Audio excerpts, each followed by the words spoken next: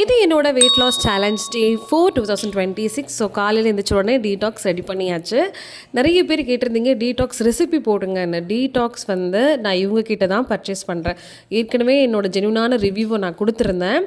So இது வந்து wife of Siva அப்படின்னு சொல்லிட்டு யூடியூப் சேனல் வச்சுருக்காங்க அந்த சிஸ்டர்கிட்ட. நான் மோர் தென் 5 months இவங்க கிட்ட தான் நான் வாங்கி யூஸ் பண்ணிகிட்ருக்கேன்.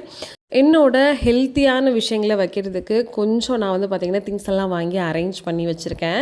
ஸோ நட்ஸு அது இதுன்னு போட்டு ஊற வைக்கிறதுக்கு எல்லாமே வந்து டெய்லி பாத்திரத்தை தேட வேண்டியது இருக்கு இல்லையா. ஸோ இது வந்து வழக்கம் போல் சியா சீட்ஸு ஓவர் நைட் நம்ம நல்லா ஊற வச்சுட்டு காலையில் சாப்பிட்றது ரொம்ப நல்லது. வித் தயிர் கூட எடுத்துக்கும் போது ரொம்ப எஃபெக்டிவாக இருக்கும். ஃப்ரை பண்ணி வச்சுருந்தா 5 types ஆஃப் சீட்ஸ் வந்து நான் எடுத்திருக்கேன். நல்ல ரிசல்ட் இருக்குங்க.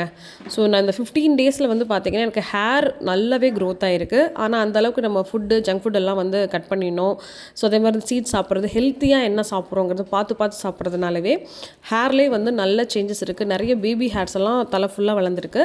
நெக்ஸ்ட்டு ஒரு பீஸ் ஆஃப் டார்க் சாக்லேட்டுங்க. ஸோ பிரேக்ஃபாஸ்ட்டு முடிச்சாச்சு. அடுத்து வந்து பார்த்திங்கன்னா சத்து மாவு கஞ்சி தான் ரெடி பண்ணிகிட்ருக்கேன். ஸோ சமையலுக்கு முன்னாடி சத்து மாவு கஞ்சி தான் ரெடி பண்ணி வச்சுருவேன்.